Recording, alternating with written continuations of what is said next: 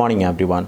So now welcome again to our revision of we have revised this USMLE step 1 2021. You can see all the lecture in the this playlist. Now we are discussing some of the question to test the knowledge which we have gained during the revision section. These are the similar questions will be asked on your USMLE board exam, even all the medical exam all over the world. So these are the questions, that is the practice question that is present in your Kaplan book, so you can go through it. We are just trying to discuss the scenario and trying to find out the answer, so you will be applying same while dealing with a similar question that appears on your board exam. Now moving forward, previously we have discussed about this questions number 19. Now we will go to the question number 20, and in this let's see what are the questions tell us. There is a 19-year-old man, so this is the young guy, adolescent guy, was brought to the emergency department by his drawn mate. So there is a his friend has brought him to the emergency ER with a petechial rash, headache, nuchal rigidity and vomiting. So what are the options we have? We have actually now finding, okay, they have actually, what are the things? This is a young adolescent guy who is coming to ER by his roommate, and there are certain features. Now that will leads to our diagnosis, and then the bacteria or the properties or anything they are going to ask.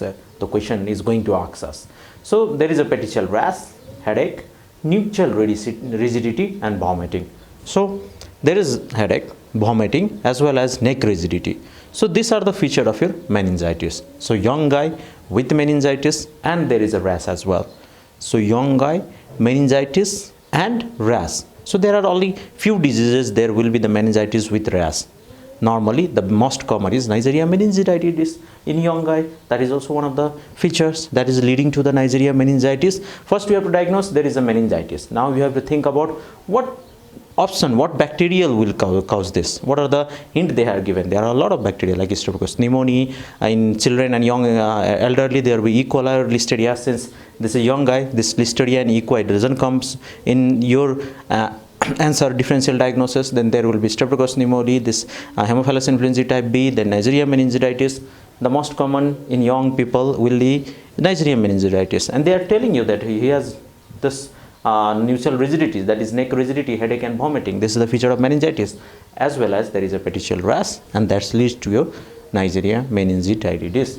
Now which of the following describe the most likely causative agent? Now they are telling you you have to reach to the diagnosis of Neisseria meningitis, and then you have to find, is there, they have mentioned the Neisseria meningitis. Obviously they will not directly ask you the question, so they will they are asking the same answer. They are asking you the Neisseria meningitis only, but they will leads to a different properties. So you have to understand not only the bacteria but their properties as well. Let's read the options.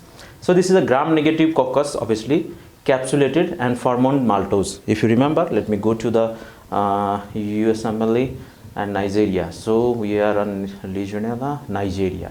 So what is the Neisseria? This is a diplococci that has they had this Neisseria meningitis. They has polysaccharide capsule. They ferment the maltose, and they are gram-positive diplococci. So this all feature actually match over there. Gram-negative. It is a gram not positive. It is gram-negative. So these are the gram-negative diplococci. These all fall on the gram-negative bacteria.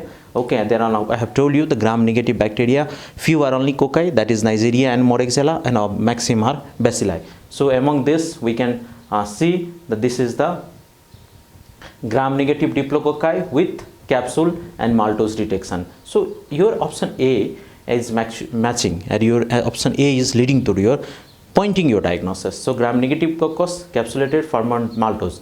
This matches, and your diagnosis is gram-negative diplococci that ferment maltose as well as have a capsule is Neisseria meningitis. So your answer is A. Gram-negative coccus ferments glucose only will be Neisseria gonorrhoeae. Gonorrhoeae will cause the meningitis. Gram-negative coccobacilli capsular serotype B. They are talking about this Haemophilus influenzae type B, but this will not lead to the petechial rash. So that also doesn't fall in your answer. Gram-positive cocci, gram-positive alpha hemolytic approach sensitivity. This is talking about the Streptococcus pneumoniae, but since there is a rash with meningitis, this doesn't use your answer. Gram positive rods growth at 4 degree. They are talking about this other like Listeria. So this is also not your answer. They are actually asking about the 19-year-old man with meningitis, with rash, that is Neisseria meningitis, and that fits is gram negative coccus capsule and ferment maltose. You know, meningitis ferments maltase as well as glucose. So the answer is this. Okay. Now moving forward, so your answer is this, and you have to understand this. Okay. Now let's move forward, and after moving forward, we'll go to the next question, and the next question will be a 70-year-old man is brought to the emergency department. Again, elderly man, bringing to the ER by her spouse with a complaint of shortness of breath. So you are understanding they have given you a emergency situation in an old man, and now we are finding what we will narrow down to our diagnosis. They will give you a diagnosis: shortness of breath and fever. So there is some respiratory component is there, and as well as fever. So infection is there. Physical examination revealed 103 degree Fahrenheit. That is high, hypotension and a diastolic murmur. So there is a patient in the shock. There is a hypotension. There is a high fever and diastolic murmur. History revealed a cardiac valve replacement 5 years earlier. So they are giving you one more information. So okay, this patient is elderly. They have infection that is related to heart, and they have this murmur as well, but they are giving additional information. This person has heart disease, this person has heart infection, outside infective endocarditis, but this is the predisposing factor is they have valve replacement. Now you have some of your differential diagnosis of the bacteria in your mind. Now the 3 consecutive blood culture taken during the febrile period revealed gram positive cocci. So you have to now find out about the gram positive cocci that has caused this infective endocarditis that were catalase positive. So catalase positive that has related to your staphylococcus group. Now they are also saying coagulase negative. Okay, so let me go over there. They have told you this is the gram positive bacteria that is catalase positive but coagulase negative. So let me go to the tree diagram so you can understand in better way. So you can see over here, this is the gram positive bacteria. Okay, so that is catalase positive. So this is catalase positive. Okay, and then catalase positive, this is coagulase negative. So coagulase negative is Staphylococcus saprophyticus and Staphylococcus epidermidis. If you remember, Staphylococcus saprophyticus was responsible for UTI in sexually active female, honeymoon cystitis. So that is not going to cause you this infective endocarditis. But this Streptococcus epidermidis, that is responsible for any implant infection.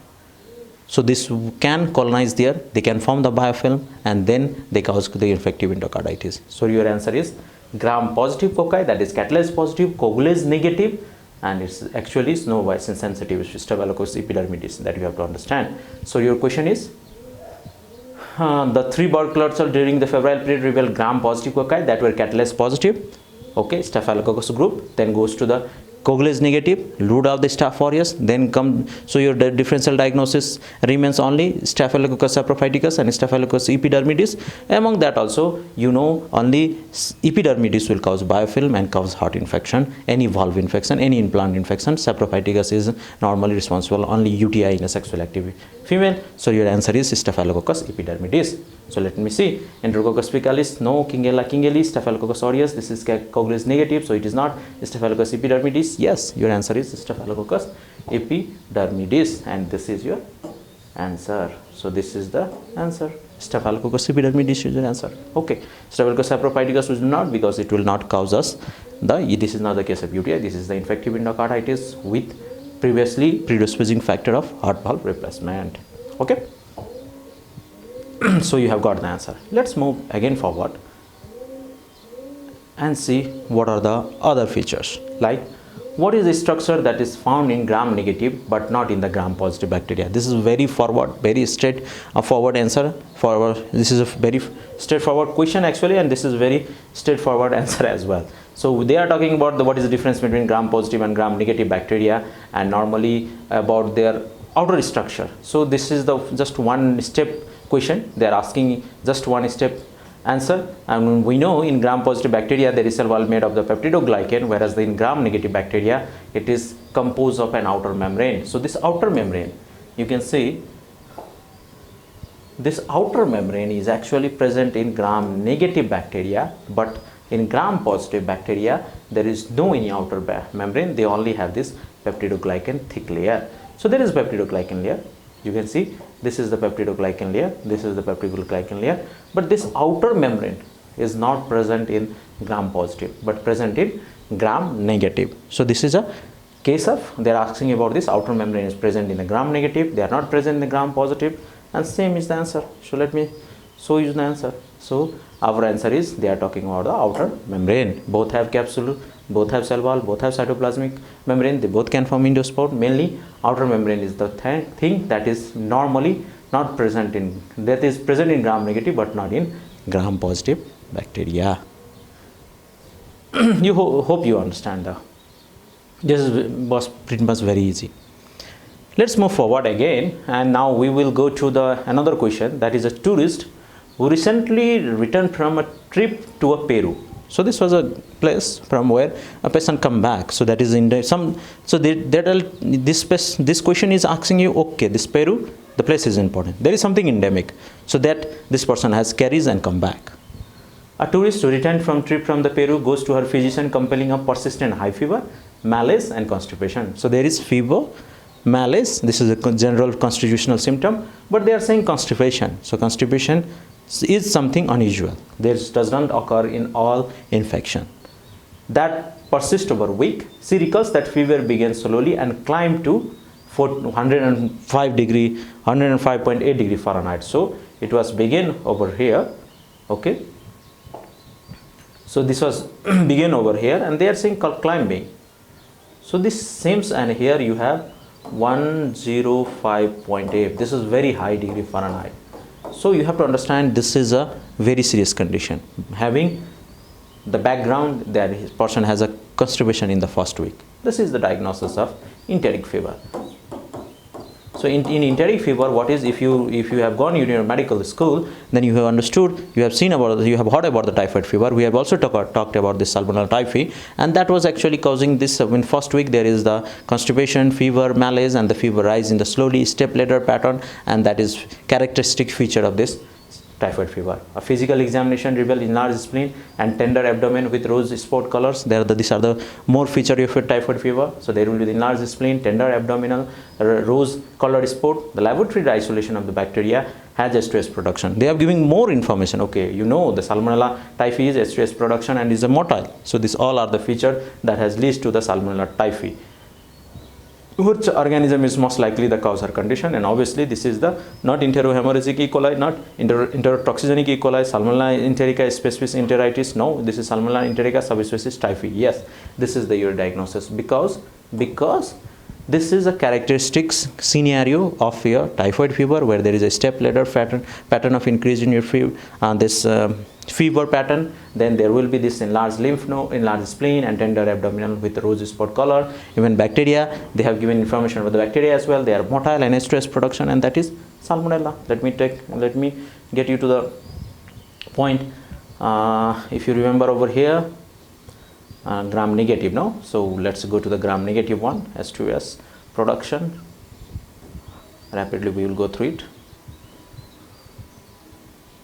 So on gram positive we are here, gram negative, and so let's see over this diagram. This is a gram negative, where in gram negative we have true bacilli, in the lactose fermenter where E. coli, Klebsiella, Enterobacter, and Cytobacter, Chick formula. This lactose non-fermenter where this Pseudomonas, Burkholderia, Salmonella, Proteus, Shigella, and Yersinia. Among them, oxidase positive was Pseudomonas and Burkholderia. Oxidase negative was this Salmonella, Proteus, Yersinia, and Shigella. Among them also they can be differentiated on the production, on the basis of the H2S production, and H2S production was Salmonella and Proteus. Proteus normally cause wound infection as well as urinary tract infection, but Salmonella will cause you the. Thus, typhi will cause you the enteric fever, and if you remember the Salmonella typhi, then they will cause you all of the feature. So the Salmonella typhi that can be causing this step ladder pattern, they will develop initially. This is the Salmonella typhi.